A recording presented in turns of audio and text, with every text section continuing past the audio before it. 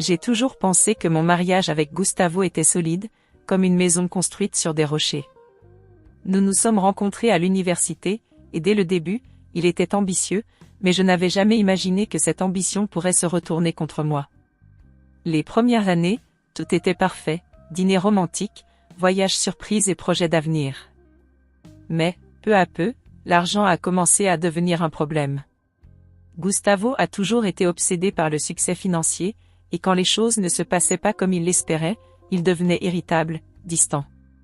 Les disputes ont commencé à devenir fréquentes. Il se plaignait que je n'aidais pas assez, que nous dépensions trop, que nous devions économiser. J'essayais de comprendre, après tout, nous traversons tous des difficultés financières à un moment donné. Mais ce que je ne réalisais pas, c'est que, pour Gustavo, l'argent devenait plus important que notre relation. Il est devenu plus froid, plus distant, et je me sentais de plus en plus seule. Une nuit, après une dispute particulièrement houleuse à propos des factures, Gustavo est sorti de la maison sans dire où il allait. J'étais inquiète, mais aussi soulagée d'avoir un moment de paix. Quand il est revenu, des heures plus tard, il semblait différent. Plus calme, presque comme s'il avait pris une décision importante. À l'époque, je n'y ai pas prêté beaucoup d'attention, mais maintenant, en y repensant, je pense que c'est cette nuit-là qu'il a commencé à tout planifier. Les semaines suivantes ont été étranges. Gustavo semblait plus attentionné, presque comme au premier jour de notre relation. Il m'a surprise avec des fleurs, des dîners et même un week-end en amoureux. Je me demandais s'il essayait de compenser pour les disputes, mais quelque chose au fond de moi me disait qu'il y avait plus dans ce changement de comportement. Il planifiait quelque chose, mais je ne parvenais pas à comprendre quoi. Puis l'accident est arrivé. Je rentrais chez moi après avoir rendu visite à une amie, et soudain, une voiture est arrivée à grande vitesse dans ma direction. J'ai essayé de l'éviter, mais en vain. L'impact a été violent, et tout est devenu noir. Quand je me suis réveillée à l'hôpital, Gustavo était à mes côtés, avec une expression de préoccupation qui semblait sincère. Mais, même dans cet état confus, j'ai remarqué quelque chose d'étrange dans ses yeux. Quelque chose que je ne parvenais pas à déchiffrer. La récupération a été lente et douloureuse. J'avais plusieurs fractures et j'ai dû suivre de la physiothérapie pour remarcher. Gustavo était toujours là, prenant soin de moi, mais je ne pouvais pas me débarrasser de cette sensation que quelque chose n'allait pas. Il semblait anxieux, comme s'il attendait quelque chose. Ce n'est qu'à la visite d'un détective privé que tout a commencé à prendre sens.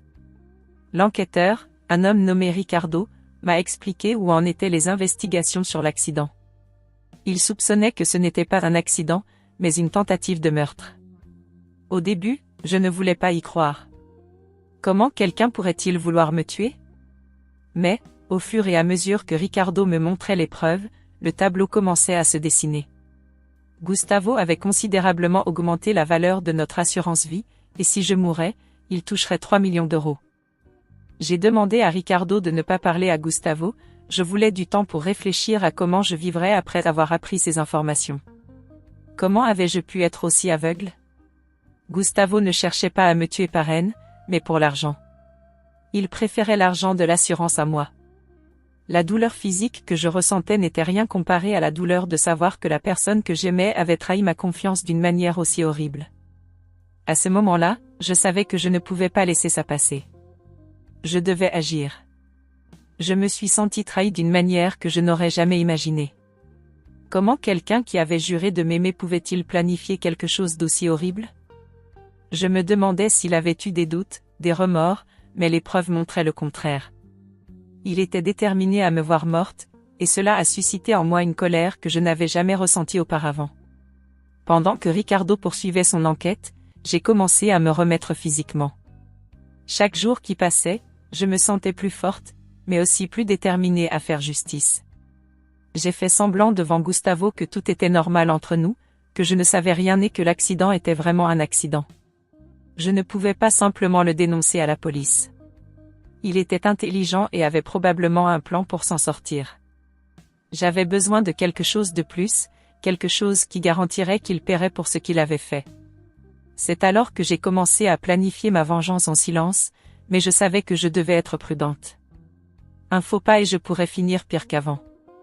Si je pouvais l'incriminer pour quelque chose de grave, il perdrait tout et passerait un bon moment en prison.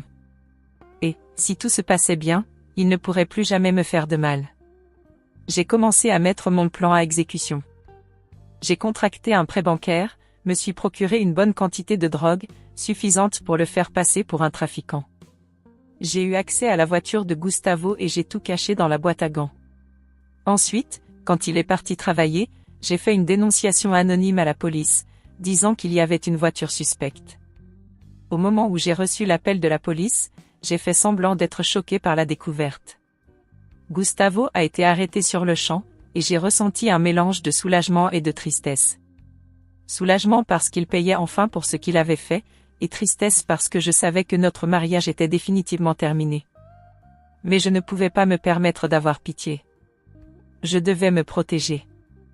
Les jours suivants, Gustavo a essayé de me contacter, mais j'ai ignoré tous ses appels. Je savais qu'il était désespéré, mais je ne pouvais pas l'aider. Il avait fait son choix, et maintenant il devait en assumer les conséquences. Pendant ce temps, je me préparais pour ce qui allait suivre. Je savais que la lutte n'était pas terminée, mais j'étais déterminé à gagner. Gustavo a été arrêté et accusé de trafic de drogue. Au début, il a essayé de se défendre, disant que les drogues n'étaient pas à lui, mais la police ne l'a pas cru. Après tout, elles avaient été trouvées dans sa voiture, en grande quantité, et il ne pouvait pas prouver son innocence. J'ai tout observé de loin, sans intervenir. Je savais qu'il souffrait, mais je ne pouvais pas avoir pitié. Il avait essayé de me tuer, et maintenant il récoltait ce qu'il avait semé. Pendant que Gustavo était en prison, j'ai commencé à reconstruire ma vie. J'ai déménagé dans un appartement plus petit, loin de tout ce qui me rappelait lui. Je savais que je devais avancer, mais c'était difficile. Je me sentais seule, trahie et en colère. Mais je savais aussi que je devais être forte. Je ne pouvais pas le laisser détruire complètement ma vie. J'ai commencé à fréquenter un groupe de soutien pour les victimes de violences domestiques. Là, j'ai rencontré d'autres femmes qui avaient vécu des situations similaires à la mienne. C'était réconfortant de savoir que je n'étais pas seule, et qu'il y avait des gens qui comprenaient ce que je traversais. Je commençais à me sentir plus forte, plus capable de faire face à l'avenir.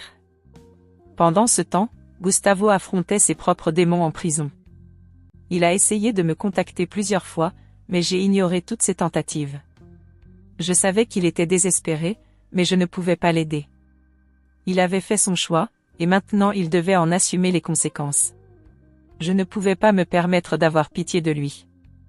Quelques mois après l'arrestation de Gustavo, j'ai appris qu'il avait été tué dans une bagarre en prison.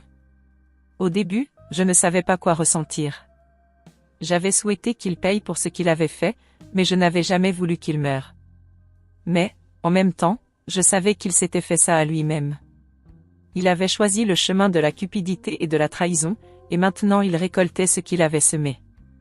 Je me suis sentie soulagée, mais aussi triste. Soulagée parce que je savais qu'il ne pourrait plus jamais me faire de mal, et triste parce que je savais que notre mariage s'était terminé de manière horrible. Je me demandais si j'aurais pu faire quelque chose de différent, si j'aurais pu éviter tout ça. Mais je savais qu'il n'y avait rien que j'aurais pu faire. Gustavo avait fait ses choix, et maintenant il en payait le prix. Je me suis concentrée sur moi-même à nouveau. Je savais que je devais avancer, et que je devais m'assurer que je ne traverserais plus jamais quelque chose comme ça. J'ai commencé à travailler avec un thérapeute pour surmonter le traumatisme que j'avais vécu, et je me sentais plus forte chaque jour. J'ai aussi commencé à penser à l'avenir. Je savais que je devais me protéger, et m'assurer que je ne serais plus jamais la victime de quelqu'un comme Gustavo. J'ai commencé à travailler avec un avocat pour m'assurer que je recevrais ma part de l'assurance vie qu'il avait augmentée. Je savais que ce n'était qu'une question de temps avant que tout soit réglé, et je voulais être prête quand ça arriverait. Pendant ce temps, je me suis consacrée à des choses qui me rendaient heureuse. J'ai commencé à voyager, à rencontrer de nouvelles personnes et à essayer de nouvelles choses. Je me sentais plus libre, mais aussi plus prudente. Je savais que je ne pouvais plus faire confiance aussi facilement que j'avais fait confiance à Gustavo.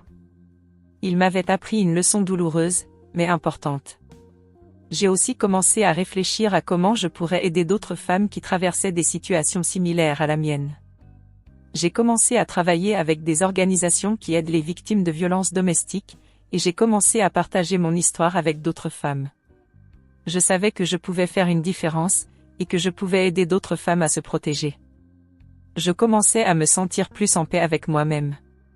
Je savais que j'avais fait ce qu'il fallait, et que je m'étais protégée. Je savais aussi qu'il y avait encore un long chemin à parcourir, mais j'étais déterminée à avancer. Je ne pouvais pas laisser le passé me définir. J'étais plus forte que ça, et je savais que je pouvais tout surmonter. Alors, avez-vous aimé cette histoire? J'espère que vous avez apprécié chaque seconde. Likez la vidéo et abonnez-vous à la chaîne pour ne manquer aucun contenu futur. Dites-moi dans les commentaires ce que vous en avez pensé, j'adorerais savoir ce que vous en pensez. À la prochaine. Je vous attends.